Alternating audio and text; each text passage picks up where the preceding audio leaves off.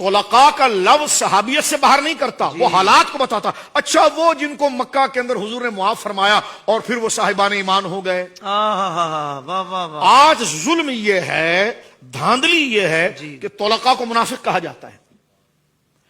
मैंने कहा आपको पता भी है, कोई अकल है आपके पास अल्लाह कि तोलका को जो आपने मुनाफिक कहा है, ये तोलका की तारुफ ऐसी है जैसे सहाबी के लिए मुहाजिर का तारुफ है, सहाबी के लिए अंसारी का तारुफ है, सहाबी के लिए इसी तरह तोलका। उनको माफ किया गया और माफ जब किया गया तो उनके दिल में वो बात आ गई।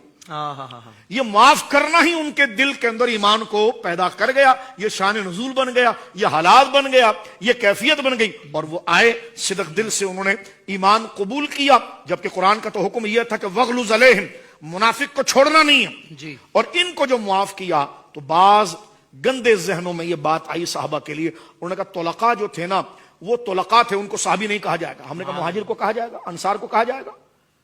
भाई नफ्स सहाबियत ये सिर्फ तारुफ है जी। अब तोलका में आपको पता है क्या, पहले जिनको आजाद किया वो मौला अली के बड़े भाई अकील थे।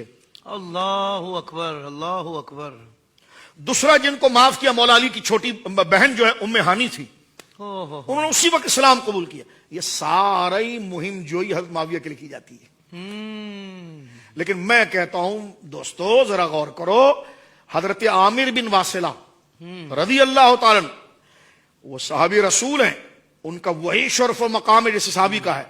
उनकी रिवायात लाकर जब आप मौला मुर्तजा शेर खुदा की फजाइल बयान करते हो, और करनी चाहिए, मौला की फजाइल ईमान में से है, लेकिन कभी गौर किया आमिर बिन वासिला कब मुसलमान हुए? ये सबसे आखिर मुसलमान होने वालों में से है और ये तोलका की उस फहरिस्त के अंदर आ रहे हैं।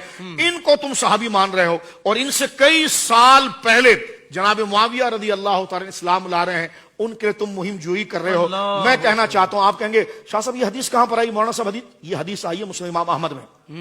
ठीक है, इमाम अहमद ये हदीस ला रहे हैं कि सरकार दो आलम ने फरमाया कि आज जाओ, मैंने तुम सबको माफ कर दिया और तुम जनाब जो है वो तोलका हो।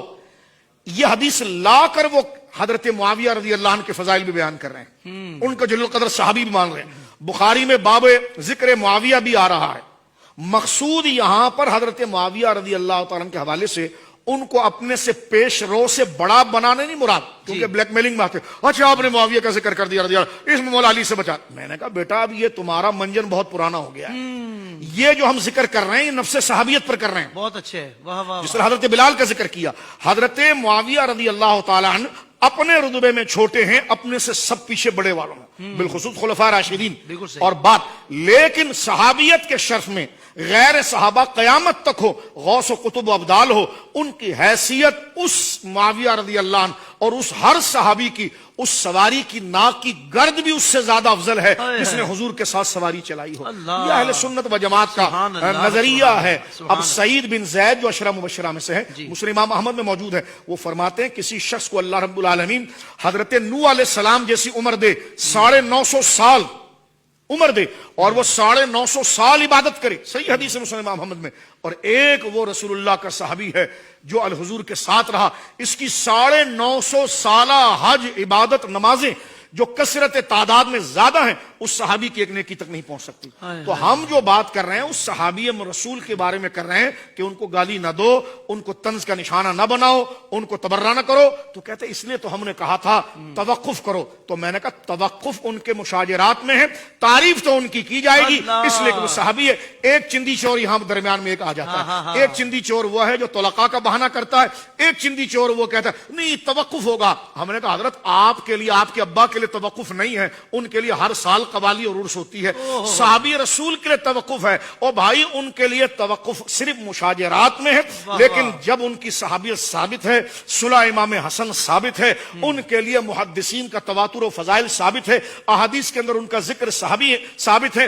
सहाबी रसूल अहले बैत हजरत अब्दुल्लाह इब्न अब्बास फरमाए दा अन्नहु सहाबीन, फरमाया छोड़ो मुआविया को, वो अल्लाह के रसूल के सहाबी हैं, तो उनके फजाइल साबित है। तो तोलका का लफ्ज यहां पर सहाबियत के खिलाफ नहीं। मैं आखिरी जुमला यहां पर कहूंगा, आपकी तो इस्लाम ने चमड़ी उतार दी है जो तुम साहबा के खिलाफ वो कर रहे हो।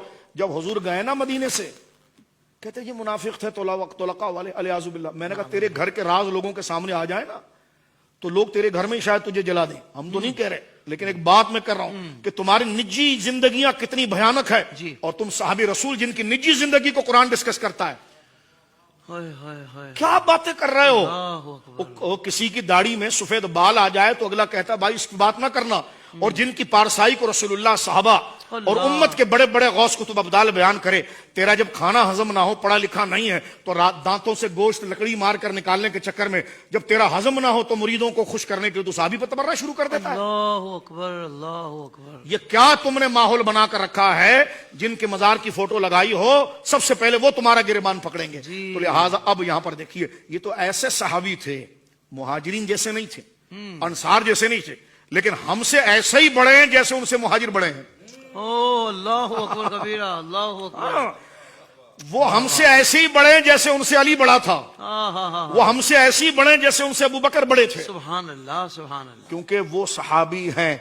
سرکار جب جانے لگے نا حافظ صاحب, جی حضور. تو آپ نے تو یہ سن رکھا ہے نا, سرکار کلید بردار کے پاس پہنچے تھے, عثمان نام تھا ان کا, اور ان کو کہا عثمان آج دیکھیے چابی میرے ہاتھ میں آ گئی ہے. انصاف دیکھیں آپ, یہ چابی میرے پاس آ گئی ہے. اور وہ دن تجھے یاد ہے جس دن تو نے مجھے خانہ کعبہ میں جانے نہیں دیا تھا؟ تو وہ کہنے لگے جس دن حضور آپ نے مجھے کہا تھا نا کہ ایک دن آئے گا عثمان, یاد رکھنا یہ چابی میرے ہاتھ میں آئے گی اور میں جسے چاہوں گا دوں گا.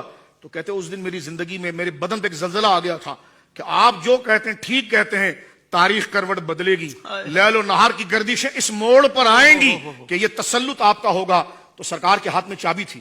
اب یہاں پر ایک جملہ سنیے, پیچھے حضور کے چچا حضرت عباس کھڑے تھے جن کے ہاتھ میں حاجیوں کو پانی پلانے کی ذمہ داری تھی. انہوں نے کہا حضور یہ ذمہ داری بھی مجھے دے دیں. سقایا اگر میرے پاس ہے, بہت بڑا شرف ہے حاجیوں کو پانی پلانا, تو چابی بھی مجھے دے دیں. تو سرکار نے اپنے چچا کی بات کبھی نہیں ٹالی, لیکن آج کہا چچا جان آج رحمت کا دن ہے. اللہ اکبر. کمال ہے. دیکھیں یار, اپنی پارٹی اپنی برادری نہیں, فرمایا آج رحمت کا دن ہے. عثمان قدموں میں گر کے اسلام قبول کرتے ہیں, اور سرکار اسی عثمان جو طلقاء سے ہیں ان کو کتنا بڑا منصب دیتے ہیں کہ آج سے یہ چابی تیرے پاس ہے. تو نے تو یہ گھر کسی سے مانگ کر بنایا ہے.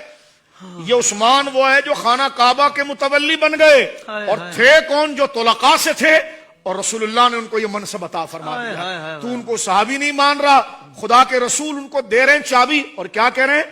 فرمایا وہ شخص ظالم ہوگا جو تجھ سے یہ چابی لے گا, تو وہ شخص ظالم نہیں ہوگا جو ان کے ایمان کے بعد بھی ان پر بک بک کرے گا, اللہ اکبر, ان کو طلقاء کہہ کر تانا دے گا.